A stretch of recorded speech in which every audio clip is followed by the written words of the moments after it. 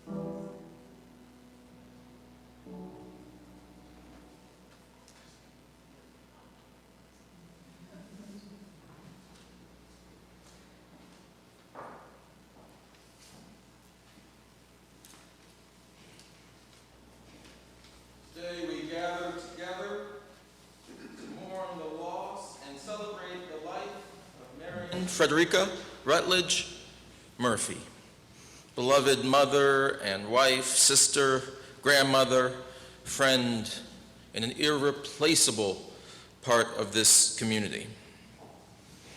And when I say this community, I most certainly mean this church, where she was one of our pillars. She was one of the sources of joy and life and identity. She was part of what made us who we are, who we have been, and indeed who we will be in the future. When I say community, I also mean, though, the much larger community outside these walls. Now, we are on Zoom, the miracle of technology. There are people who otherwise wouldn't be able to be here, lives that Marion touched. But I'm also talking about tens of thousands of people in the larger community, because she was a woman of the larger community. That is how she dedicated her life, her service, to people she knew and to people she did not know. And so today we stand here on behalf of those we know and love, and on behalf of those we do not know, but for whom we nonetheless have the kind of love that Marion demonstrated through how she chose to live. I'm struck too, in the pews today we have intersecting communities of which Marion was a part. And so I'll say some words today. My pulpit I am familiar with, and so I speak in it. But the most important voices you will hear today will come forward from the pews and share a word or two about the different circles in which Marion lived and had an impact. That's a little bit of the gift you're giving to each other today, doing honor to Marion and expressing our gratitude for the gifts we ourselves have received, for they have been many. Welcome to this sacred occasion. It is deep in our tradition as a people, this gathering together to remember and to celebrate our beloved. We gather in community to be lifted up by the commonality of loss, and by the need for affirmation of the grace and love that is resilient and plentiful in the shadow of that loss. We gather in community because when one of the best of us goes on from this world, we are called to stop everything, and recognize the gifts we have received in their life and the gifts that she has willed to us beyond this mortal life. We are called to notice how she lived, for in that there is life-saving instruction. We got to pay attention to the best of us, how they live, that we may live better, more deeply, and more powerfully. So this, I think, is a unique place of refuge, and I hope a time of comfort. But also I hope it is a unique place of inspiration. And this day of remembering is also a day of possibility and imagining. What if we were to live as Marion lived her life? 91 years. What if we lived as Marion lived her life? My friends, that it may be so. Let us now begin our worship. I will begin with the lighting of our chalice, as we do at the opening of all of our services. And then I will invite you to rise in body or in spirit to sing hymn number 38. This is Morning Has Broken. And I invite you to lift up in your heart the memory of Marion and her love for raising her voice in beautiful song.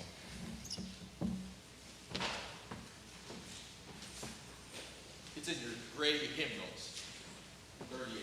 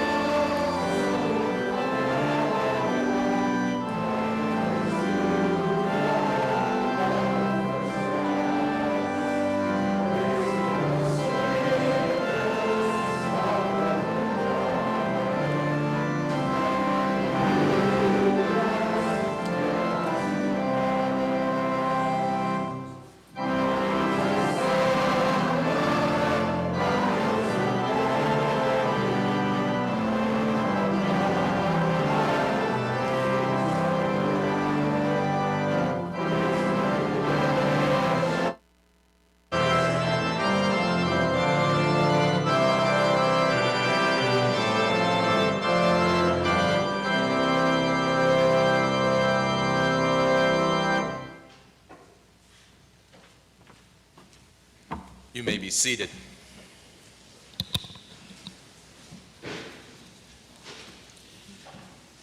Today, as we memorialize, we recognize the unique and enduring power of the life created by Marion, crafted by Marion through courage and through intention.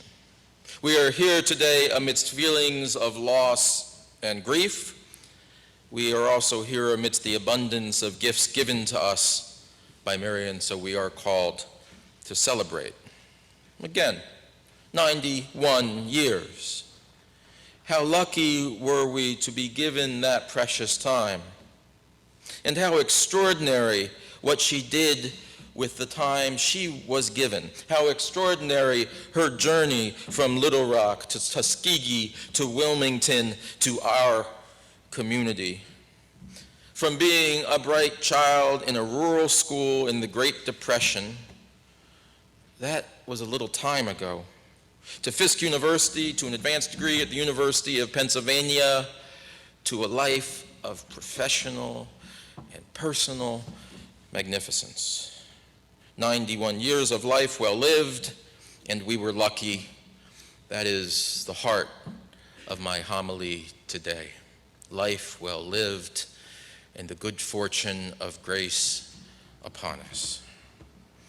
It has been, for me, a gift to receive just a few of the stories, and so I have the picture of Marion, firstly, through the stories of her sons. And may we all have that lens focused upon us with the same loving hearts, the same regard, and the same honor that they tell the stories. I hear the stories told through the voices of the people in my congregation who loved Marion. May we all have such people who love us to tell the story of our life when we are gone. The thing that comes forward again and again in the stories that I hear about Marion is the way that she looked to make other people's lives better, and the way she sustained the practices of support, encouragement, and care for others throughout her years, starting from being very young to being a bit older. She spoke up for civil rights. She spoke up for the rights of women, the rights of children, the rights of those with developmental disabilities, the rights of the mentally ill, and the list goes on and on. I want to point out that she not only spoke up, she stepped up. She was a social worker who made a practical difference in individual lives, for women in times of crisis, for children who needed a fair chance, for patients who needed a long-shot chance at life. Again and again, she was a steadfast servant of people in need. That's something central to this place, this church. What you believe is one thing. It matters. It matters. What you do is another thing, and that matters fivefold. She lived her faith. She preached with her life, not just with her words. And that's the lesson I want us to carry on in this place of faith, is to have faith that one person, sincerely applied, can make a difference and transform lives. That one person has a power of something like salvation. Imagine that we have salvific power of our own to change another person's life. That's a teaching, I believe, here today. How many people's lives were touched and changed because they had Mrs. Murphy on their side? She changed the world one person at a time. She also changed the world in more private ways. She cherished her family and her friends and her faith family. She loved the beauty of the natural world, and she taught other people to love the same. She would point out the beautiful bird, I am told, that you might see it anew with your own eyes. Most of us rushing by not to see what's been placed in the tree. That's a gift too. Our Unitarian Universalist tradition places the emphasis on life and the way our actions connect us to one another. We are expressing and demonstrating great faith when we care for each other. It's as simple as that. Gee, that seems so small, to care for each other. In connecting with and caring for others, I want us to especially remember, celebrate, and do honor to Marion's life. Those of us who are her children, grandchild, family here today, those who work side by side. I know we have co-workers and we have community societies and we have this church house. I want us all to do honor by the way that we connect and serve, the way that we show our love. People near us and people we don't yet know. Love is the eternal and sustaining promise that we have. Indeed, one great testament is this gathering of loved ones here today. I can't wait to hear your voices as you tell your stories and what you know of Marion Murphy. And my charge to everyone today is to keep bearing that testimony to each other. We have a little window here. This is a demonstration project about how you tell stories and bring to life those that you love again and again. And when I say demonstration project, we're showing how it's done, but you're going to take it into the reception hall and you're going to do it over lunch. You're going to take it home to dinner. You're going to take it to the family reunion. You're going to take it to the next club meeting. You're going to take it to church on Sunday. And again, you're going to lift up the stories of valor. Stories of valor? And where does valor reside? In loving one another as we deserve to be loved. To love one another in recognition of the dignity we each have. That's the sermon I'm hearing today from Marion. So today, as we remember her, let us feel gratitude. And let us feel the confidence that we will see her again. Yes, you will see her again. When her wisdom guides you through the hard stretches of life, you will see her. When you live more fully because of what she built and what she passed on to you, you will see her.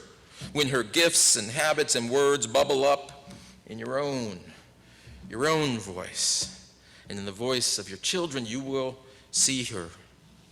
You will see her again when she is in your hearts, present in every beat, whispering her words of love and wisdom. May it be so, and amen.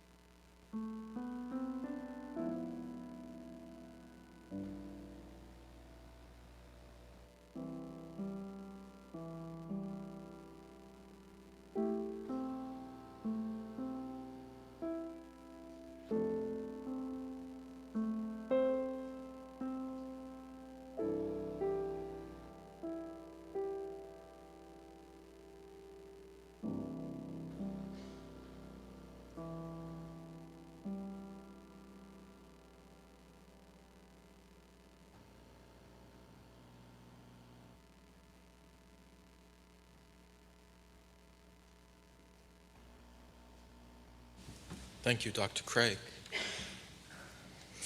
I'd now like to invite forward Eric Murphy and to come see Deloney.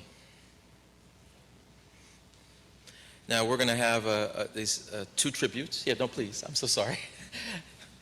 I speak while people are in motion. It gives coverage, you know. And then we're going to open it, and you're going to have a chance to share. So I wanted to plant the seed that if you had a remembrance, a gratitude, or a brief word that you wanted to share, that is a gift to this gathered community. And I'll invite, after our two opening speakers, I'll invite those, and that can either be up here in the pulpit, in which case you can come sit here and wait for your turn, or I'll come on out with a microphone. So you can get ready.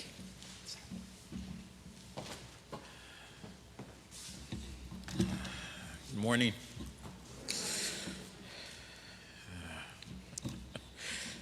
Wow.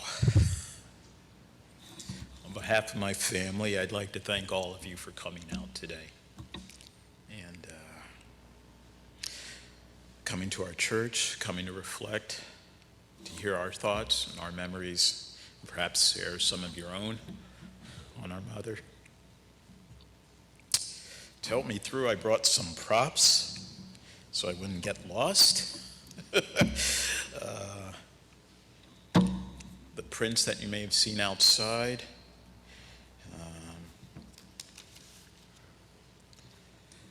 These binoculars, all of them, and of course this spread, are evocative of our mother.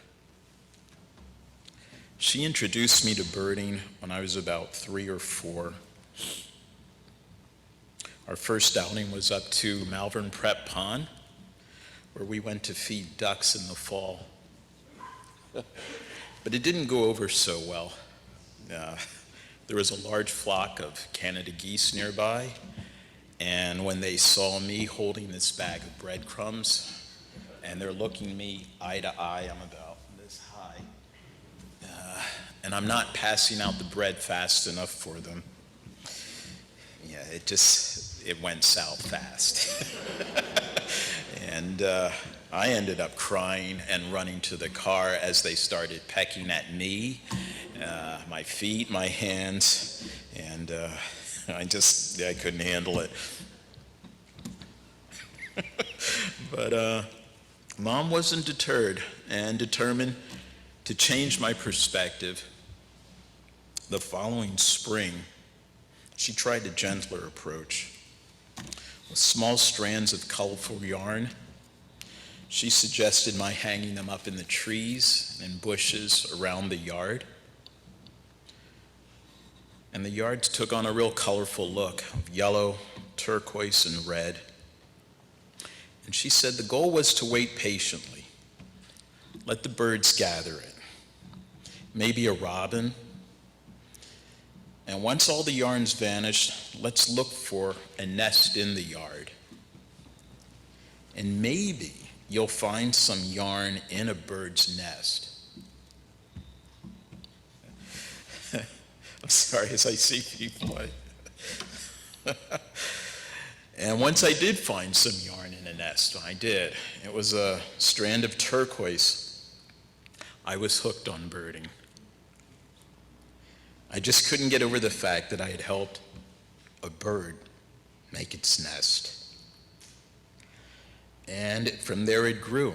Next was monitoring bird feeders that we hung off of the roof, overlooking our porch, and identifying them in one of Mom's bird books, which were throughout the house, along with binoculars throughout the house.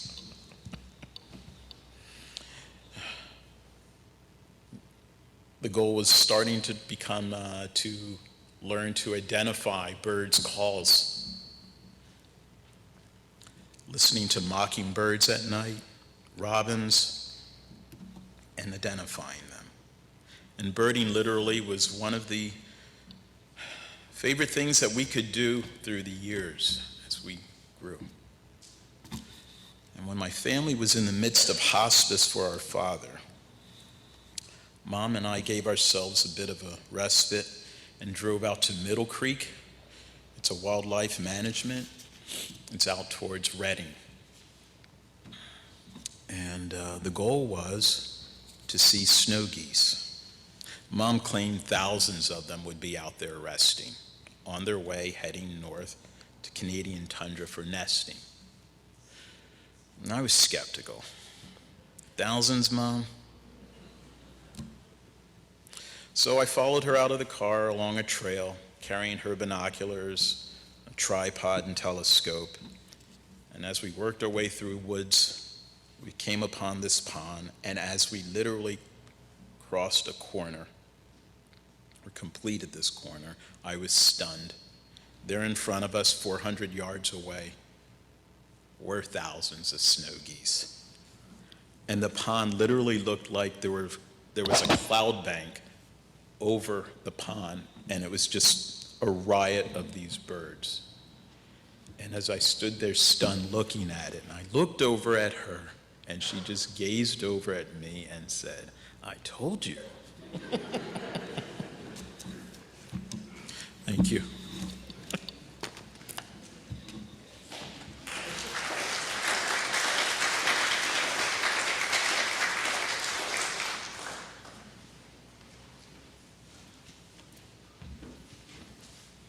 Good morning, everyone. I'm Tecumseh Deloney, Aunt Marion's. When Aunt Marion wasn't bird watching and working with the societies that she belonged to, she was always a dear mother, a wife, and a great aunt. I enjoyed all of my visits to Aunt Marion, and I was thinking as I was driving up, and when Eric asked me would I say something, I said, of course. So what can I say about Aunt Marion that you don't already know? Well, Aunt Marion is very fashionable. That runs in our family. Aunt Marion was a talker. I am that as well. Aunt Marion enjoyed cooking. I always enjoyed her chicken and dumplings. I've never mastered that, but she also made good soup. That I have mastered. I enjoy making soup. And when Aunt Marion moved from Pennsylvania to Memphis with her eldest son, wife, and grandson, she said, "Tecumseh, now you have to promise to call me every month." And I agreed, "Aunt Marion, I'll call you. So we did that. We did that exchange, and we tried to do it on a monthly basis. But there were times that she got older, and I hadn't called yet, but the month wasn't over. She would call me and say, "Tecumseh, do you know what today is?" And I was like, "Yes," and I'd give a date. She says, "Well, I haven't heard from you." I said, "Aunt Marion, I still have a few more days. We can hang up and I'll call you right back, and then it's like I'm calling you." Those are some of my fond memories of Aunt Marion. She also, when I visit as an adult, she loved fragrances. So she always wanted to know what fragrance did I bring her off of my dresser. So I always tried to do that when I came. And I always said, "Aunt Marion, I'm not going to give you that new bottle, but I'll give you a bottle that's almost new. It still has a lot in it." And then as a child, as I close, I remember the poem that she taught me, When the Moon is Out. It says, "I see the moon, and the moon sees me. God bless the moon, and God bless me." Thank you.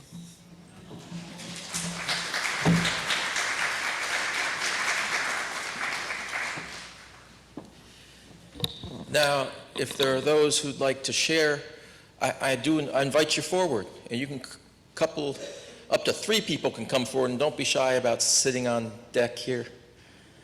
And if you'd like me to run out, I have the red microphone, well known in this church.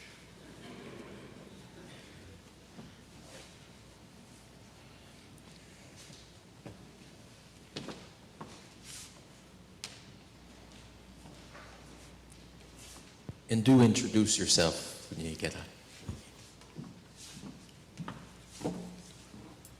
Good morning. My name is Yolanda George Turman, and I represent the Montgomery County chapter of the Links Incorporated. Would all members of the Links Incorporated please stand?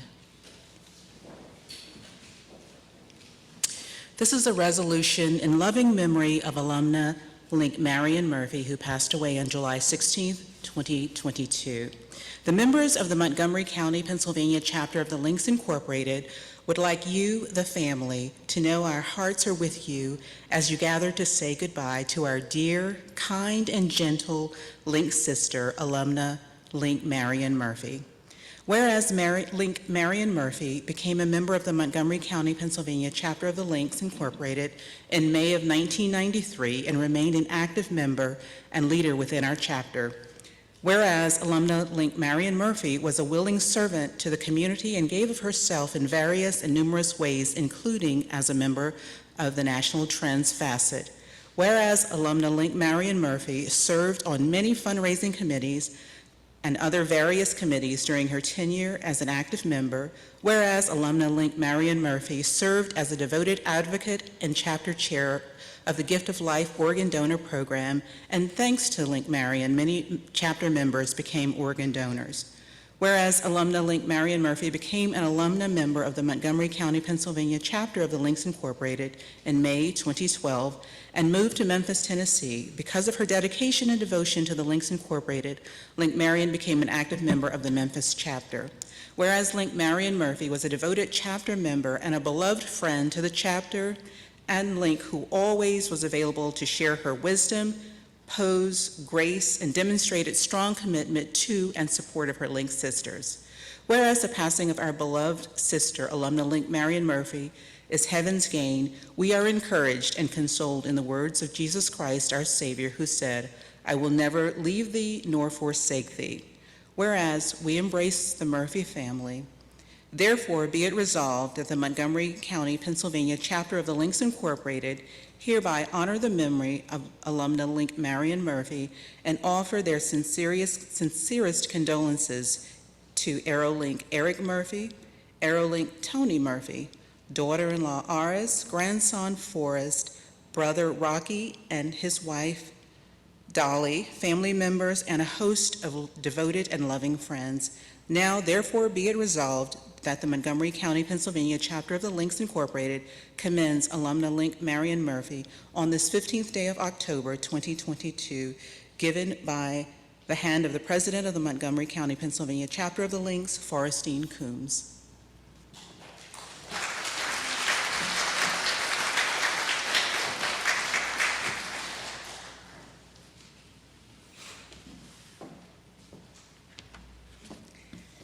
Good morning. My name is Roberta Torian, and I represent the Society, an organization of which Marion was a member. Marion was a charter member of the Greater Delaware Valley, Pennsylvania chapter of the Society Incorporated. The chartering ceremony was held at the Great Valley Hilton on March 30th, 1996, with the first national president, Eugene Johnson, and founder Celeste Burton officiating. Our chapter organizer is Violet Armstead, who is here today. The purpose of the Society Incorporated is to promote talented youth in the arts by providing a venue to display their talents and to foster friendships among its members. Marion had a passion for serving and giving back to her community and supporting youth. She was our first treasurer, as was her way in all things. She went above and beyond the requirements of her office. Our first showcase of youth talent was held at the Great Valley Sheraton, where some attendees were paying at the door. Not having the opportunity to count the receipts earlier, Marion used her personal credit card to pay the bill. Thankfully, we did take in enough revenue to reimburse her. She later became president of the chapter. You see, that experience didn't scare her off. Marion was also a social butterfly. At the Society National Conference in Crystal City, her roommate shared that Marion was always the last to leave the socializing and get back to the room. Marion did not mind giving her honest opinion on any subject matter. Her candor made our decisions and activities better. We leave these remembrances of our dear departed sister because she was loved by all and will be truly missed. Our chapter will always value her willingness to be a charter member of the chapter, to launch our activities and for promoting the talent of local youth.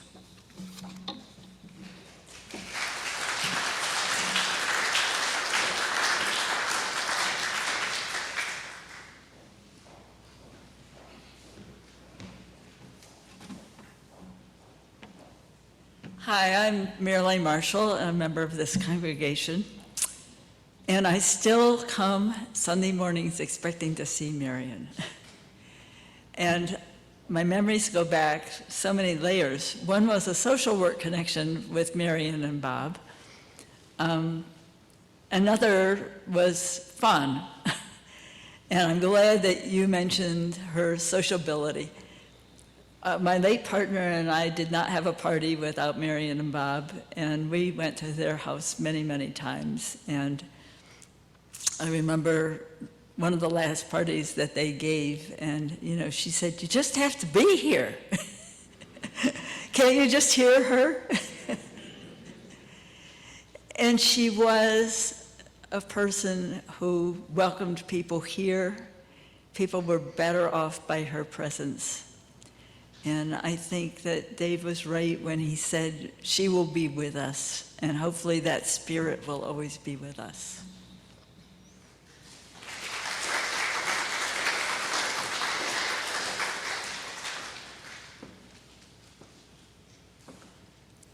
Are there other voices that would like to?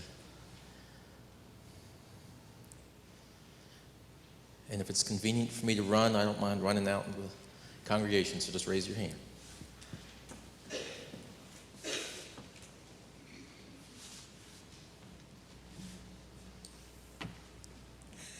My name is Donna Ferran. My mother was Dolores Ferran, who was a good friend, a longtime friend of Mrs. Murphy. And we go back a long time. And I got stories that have nothing to do with birds. But one of the ones that I remember my mother telling, who also passed this past summer, was when, as far back as when Eric was in preschool, your mom had invited my mom to bring me to the same preschool. And Mom always said, she walked in the door, saw all the kids throwing blocks at each other, and said, "No, I need more boundaries than this." So they go back a long way. They were in the society together. And the last time I believe that I really saw your mom was, I don't know if you knew this, but I had ended up in the hospital. I had to have a lung removed. And my mother was out of town at the time and wanted me to get from one hospital to Paoli, where my mom was a social worker. And she called your mom, and your mom came right away, picked me up, took me out of Riddle Hospital, and deposited me in Paoli at Mom's request. So I can still hear her now, "Dolores?" And my mom responding, "Yes, Marion." So my thoughts are with you all. Thank you.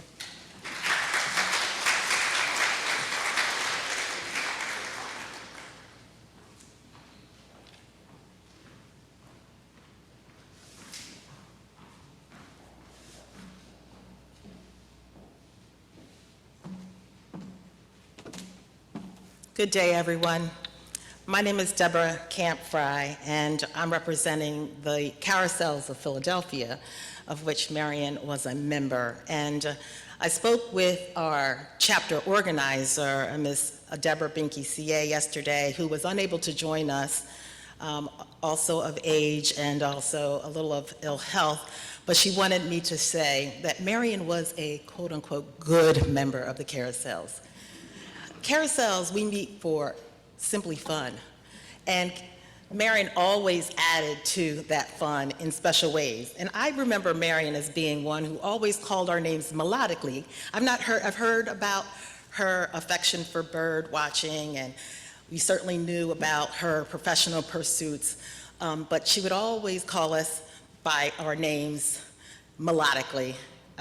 So it was always funny to hear her call one of our members, Maricia, Deborah. She was, again, she brought that fun to the club, but she also was a member who kept our secrets. So when we had been members for some time, you know, you go through life challenges together, and Marion always was one, at least for me specifically, who did so in a way very quietly during some of the more difficult and challenging times of my life as a working mother, also trying to enjoy my friends.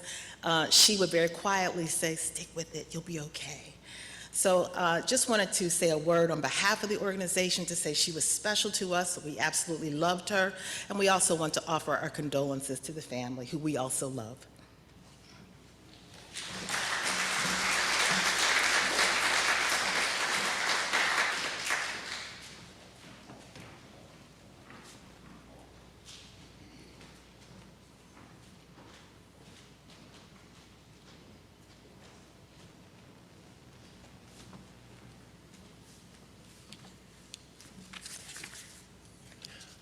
My name's Robert Gluck. The Gluck family were great friends with the Murphy family. Me and Tony, Paul and Eric, we went to Charlestown Play School together. We went to Charlestown Day Camp together. We went to Sugartown Elementary School together. We played Little League together. I spent many, many weekends on Eisenhower Drive at the Murphy residence, as I'm sure Chris did, and maybe some others who are too old now. I don't recognize you anymore, but I'm there. There was a whole, the Murphy residence was the place to be. Now, I'll remind you, this was the 1960s in Willistown Acres in Malvern. There wasn't much diversity in 1965 in Willistown Acres. Didn't matter to me. He was Mrs. Murphy. He was Mr. Murphy. It shouldn't have mattered. I think it did matter. I know it's made a difference in my life. I just want to call that out. Say thank you to the Murphy family.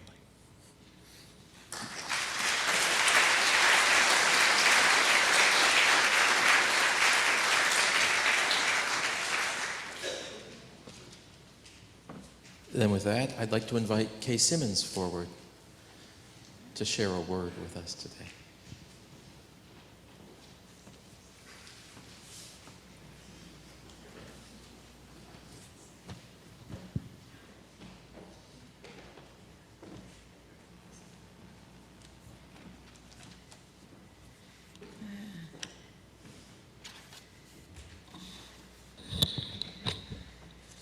Good morning.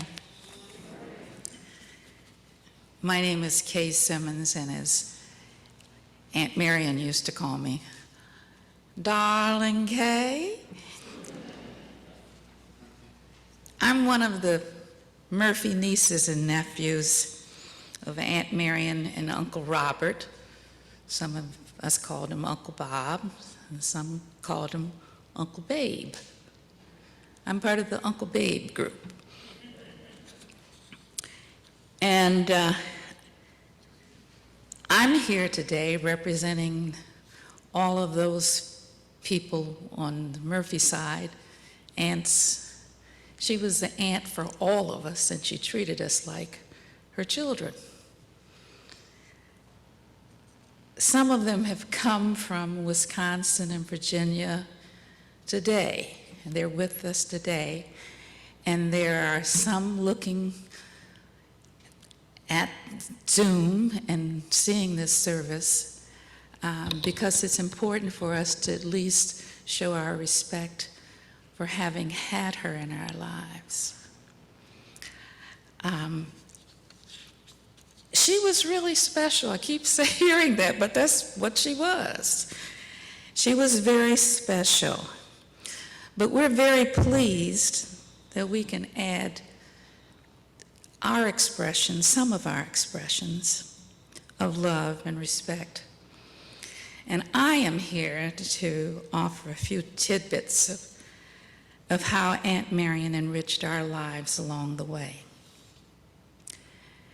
She did it by encouraging us to venture out in new directions, by sharing her own interest and inviting us to tag along, by sending us paper articles relating to things she knew we were interested in. It might be torn out of paper, not cut out of paper.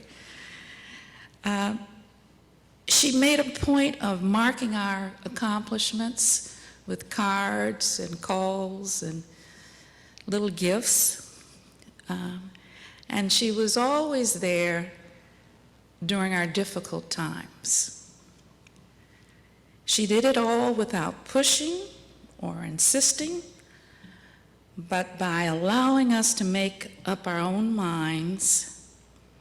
And she took the time to see us as individuals and to understand who we were and what directions we wanted to go. Is it any wonder that we will miss her laugh, her enthusiastic and adventurous spirit, her wit and expansive curiosity, her generous nature, and last but not least, her kind and loving soul. I am part of the older group of nieces and nephews, and we have a range of ages, and there were some older than me. So my relationship with her began many years ago when she and Uncle Babe made their initial visit to my grandparents' home in Beloit, Wisconsin. This wasn't too long after they had gotten married. I was a sophomore in college, and because she wasn't that much older than me, we connected, finding common ground and things to talk about. But all I can really remember is that how easily it was for her to greet this large group of people, we have a lot of family, and she just fit right in.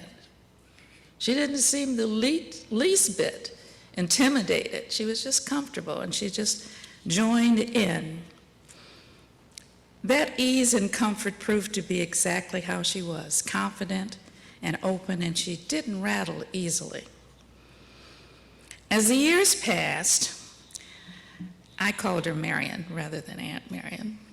Marion and Uncle Babe continued the practice of staying in contact with the family, periodically traveling across country to visit those in Wisconsin, Illinois, and Virginia, and Texas, and every place else she was traveling. And as you all know, Marion loved to travel. The first time that I went abroad was the result of her urging me to take a trip to Paris, France. Eric was completing a study abroad program there at the time, and she and Uncle Babe had decided that they were going to visit him there. She called me and asked me to go too. Well, I had traveled quite a bit in the United States, but not abroad. In fact, that wasn't even something that I thought I could do. But I did it. After she guided me and told me what to expect, and she encouraged me all along the way. After that, I really got into traveling with her. The first visit after that, first trip after that, was one where she enlisted my sister to come along with us, and we went to visit my cousin, another nephew, in Italy. And we had a great time. After that, we did some traveling to the African American Museum together. I was in Wisconsin. She was, by that time, she was in where? Pennsylvania, I think. Maybe Tennessee. But at any rate, she got there, and I met her there. And we were there shortly after the African American Museum opened. Another time that she encouraged me to go with her was when she went back for her, I think it was her 70th college reunion, class reunion. 65? It was more than that, I think. Yeah. She graduated in 1952. Yeah. So I don't know how many years that is. But anyway, it's a lot of years. It's a lot of years. And from Fisk University. And what I enjoyed about it was that she knew all the buildings. She pointed out all the buildings, told me what they did there. And she showed me her dormitory room. She showed me a plaque on the wall of distinguished alumni, and I saw her name on it. She played it off like it was nothing big, but I was impressed. We went to concerts. We went to the big gala at the end where they recognized all the contributions to the university. We went to a luncheon together. We even went to some of her classmates who were still around. We went to one of them's house, and I listened to her engage with all of the people that she knew from long ago, and she introduced me and all of that. But it was fun.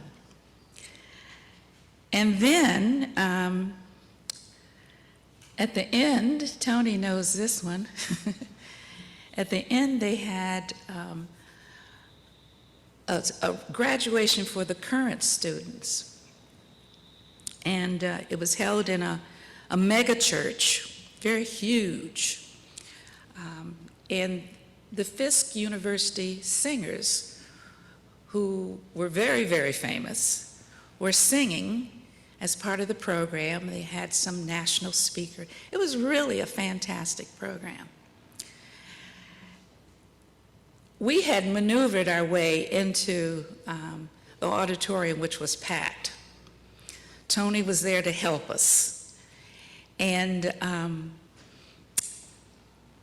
at any rate, the program was ending, the ceremony was ending, but by this time, the excitement had been building, and by the time we got to the end of the program, everybody in the audience was standing and happy, excited, enthused, just really very, very happy. And then the choir director approached the microphone, and he extended an invitation to the former members of the Fisk University Singers over many, many years. Well, I have to tell you this first. Marion had told me earlier that she had tried to be a member of the Fisk University Singers, but they wouldn't take her. She couldn't sing. So she had told us that beforehand. So we were standing here just being excited and looking around at everybody. I realized that I thought, I turned around and Marion wasn't there. Now you have to remember that we were both up in age. and that was one of the reasons I was with her, to kind of help and assist her. But I looked over to my right where she had been standing, and I couldn't figure out what was going on. About that time, Tony looked to see if she was there, and we could not find her. Well, she had made it to that choir loft. She was in the very front row, in the center of it. And she sang her heart out on that alma mater. When we finally realized that she was up there, Tony pulled out the recorder and just took a picture and kept it going. But she was so funny. And she was just as excited and happy like she had done something really great, but she could not sing. She could not sing. Somebody said, well, it was okay, nobody could hear her, so they'd drown her out. But that was one of our trips. She was something else, and something that, when I heard you talk about how she was joy and laughter and life, I thought, boy, this is the same kind of thing that I'm thinking about. In closing, I guess, it's in one way, it's kind of it is emotional for me. But there was so much joy that she brought to so many of us. And in closing, let me share a few lines from a poem that many of you have heard. It speaks about light representing hope and being brave, both qualities that reflect who Marion was. The lines are from the inaugural poem, The Hill We Climb by Amanda Gordon. There is always light, if only we're brave enough to see it, if only we're brave enough to be it. Thank you, Aunt Marion, for helping all of us to first see the light, but to also be brave enough to step out with curiosity and adventure, living a full life of joy. Thank you for allowing us to be represented, and I'm just so glad that we can share this together.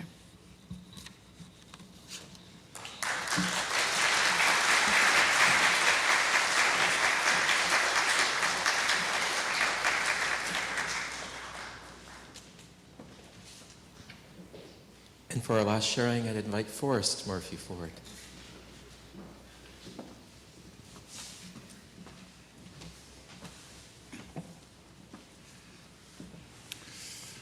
Hello. I'm Marion's grandson. Just had a couple of things I wanted to say.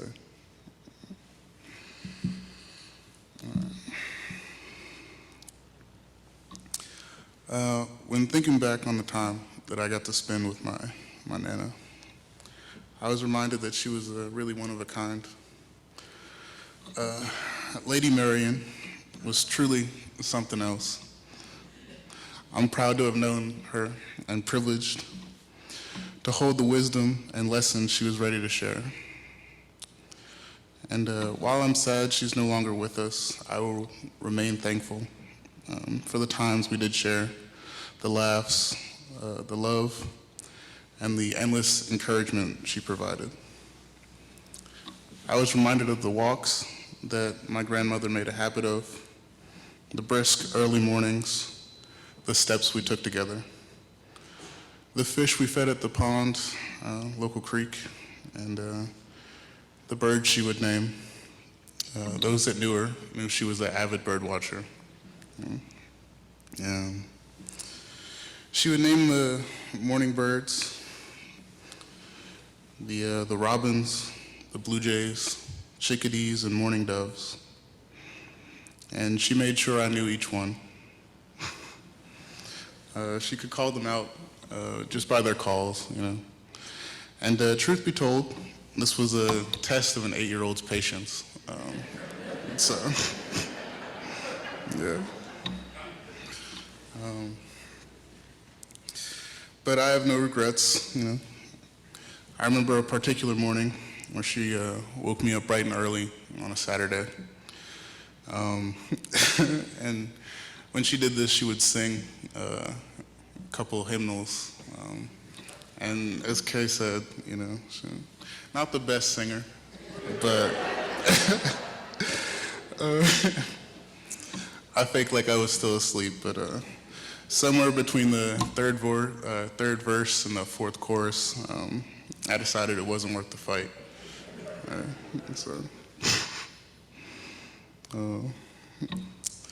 So off we went, you know, on our morning walk, and like usual, we said hello to the robins, the blue jays, the chickadees, and mourning doves.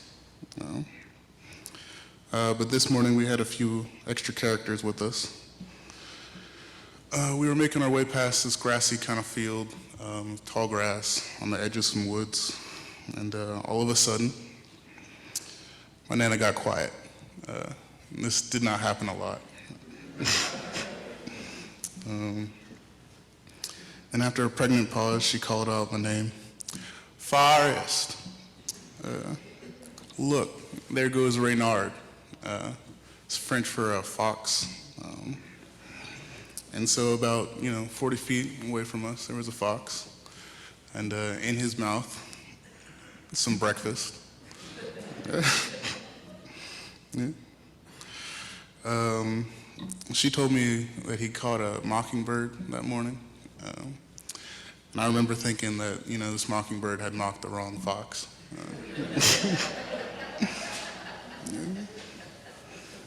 So he gave us a look over, and made for the brush.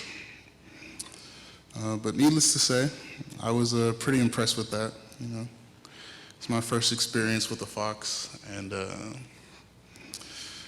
it's the catalyst for my interest in the animals and an inspiration for a couple of school projects. So, but yeah. It was a simple morning, but that memory means a great deal to me now. And I just hope to remember the calls of the robins, the blue jays, the chickadees, mourning doves, and the melodies that my Nana sang. Thank you.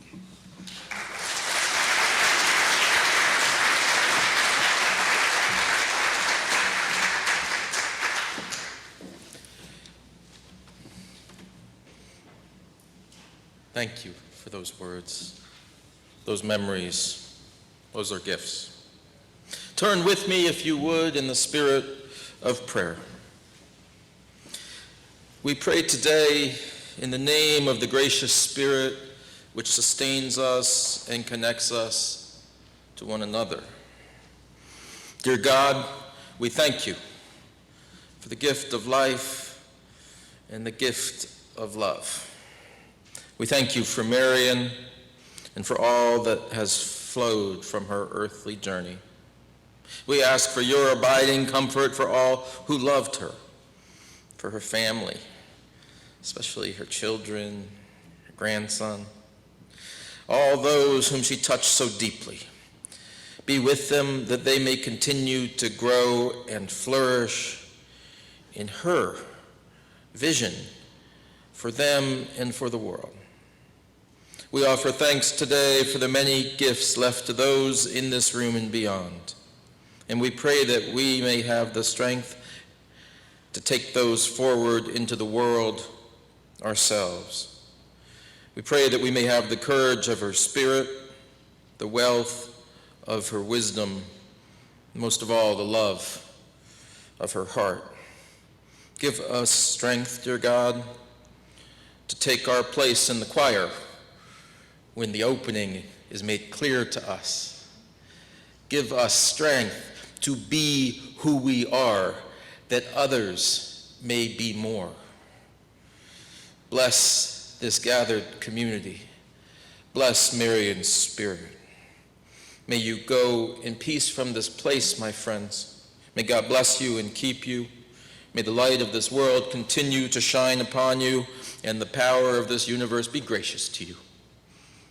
May it be so. And amen.